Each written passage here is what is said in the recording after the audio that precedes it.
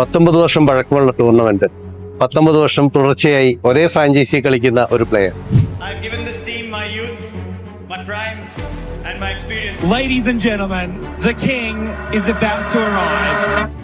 രാജ്യത്തിനായി ഇതിനിടയിൽ നിരവധി നേട്ടങ്ങൾ ഉണ്ടാക്കിയെടുത്തിട്ടും തൻ്റെ IPL ടീമിനായി 18 വർഷം കിരീടത്തിന് വേണ്ടിയുള്ള കാത്തിരിപ്പ്. ഒടുവിൽ 2025 സീസണിൽ കപ്പ് നേടി ആരാധകർക്ക് സന്തോഷത്തിൻ്റെ പൂക്കാലം സമ്മാനിച്ചതിന് ശേഷം അടുത്ത സീസണിൽ ഏറ്റവും റിലാക്സ്ഡായി കളിച്ച് മോഡേൺ ക്രിക്കറ്റിലും ഈ ഗെയിമിൻ്റെ കിങ് താനാണെന്ന് ഉറക്കെ വിളിച്ചു പറയുന്ന കിങ് കോഹ്ലി ശരിക്കും ഒരു അത്ഭുതമാണ്. 2008 നിന്നും 2026 T20 ക്രിക്കറ്റ് അടിമുടി മാറിയിട്ടുണ്ട്. കളിക്കാരുടെ batting approach, style, run score ചെയ്യുന്നതിനുള്ള വേഗത എല്ലാം മാറിയിട്ടുണ്ട്.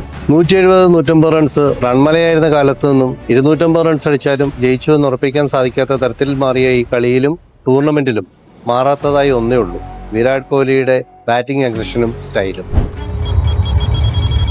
ഇന്നലത്തെ ഫൈനൽ മത്സരത്തിലും പ്ലെയർ ഓഫ് ദി മാച്ച് മറ്റാർക്കും വിട്ടുകൊടുക്കാൻ അയാൾ തയ്യാറായിരുന്നില്ല.